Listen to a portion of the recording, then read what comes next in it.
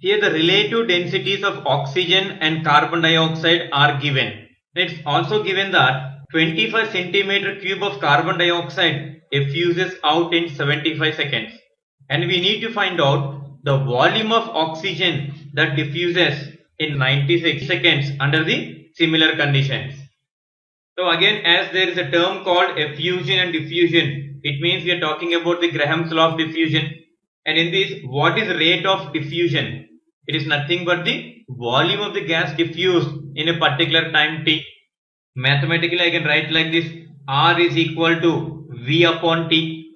Therefore, R1 by R2 is equal to V1 by T1 into T2 by V2.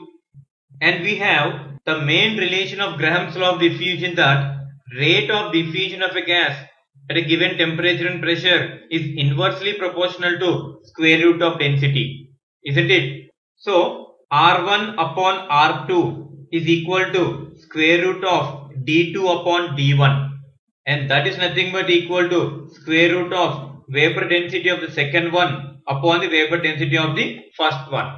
So now here the relative densities of oxygen and CO2 are given, means the vapor densities are given. Relative density means it is the density of the particular gas to the density of the hydrogen. So this is to be related with this particular volume and time terms. So what you will get now?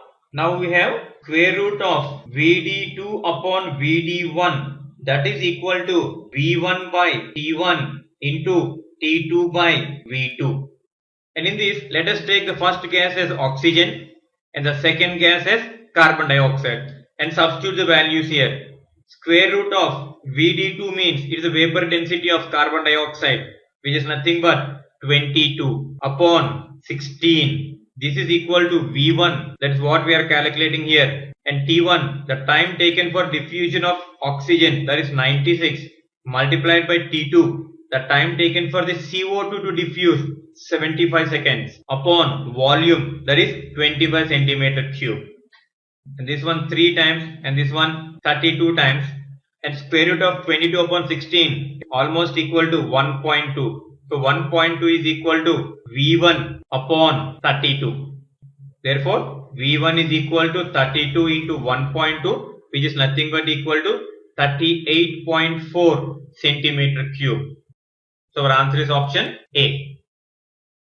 So from the definition of diffusion we are getting this relation, and from the statement of Graham's law of diffusion we are getting this relation, and we are interrelating both of them to solve this particular numerical.